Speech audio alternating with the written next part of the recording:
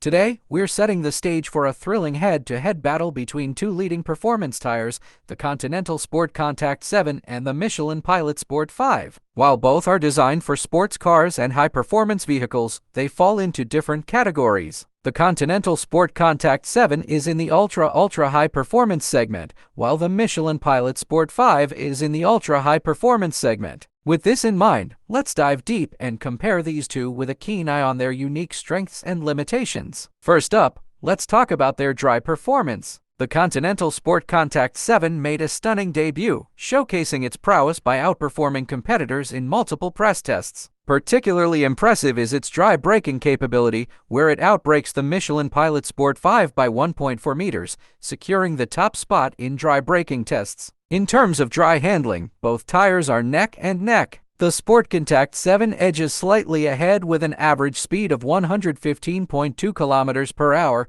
just a bit faster than the Pilot Sport 5 at 114.6 kilometers per hour. Drivers report that the SportContact 7 delivers precise steering and outstanding grip, making it a top pick for track day enthusiasts. Switching gears to wet performance, these tires demonstrate why they're leaders in their class. The SportContact 7 marginally leads in wet braking, stopping 0.3 meters sooner than the Michelin. However, the Pilot Sport 5 slightly excels in aquaplaning resistance, having a 1 km/h higher slip speed, which can be crucial in heavy rain conditions. Let's shift our focus to rolling resistance, an important factor for those interested in sustainability and efficiency. The SportContact 7 posts a slightly lower rolling resistance coefficient, making it slightly more efficient than the Pilot Sport 5. Considering noise performance, comfort is key. The SportContact 7 is notably quieter, with a lower void noise level by 0.8 dB compared to the Pilot Sport 5. This can make a significant difference in the driving experience,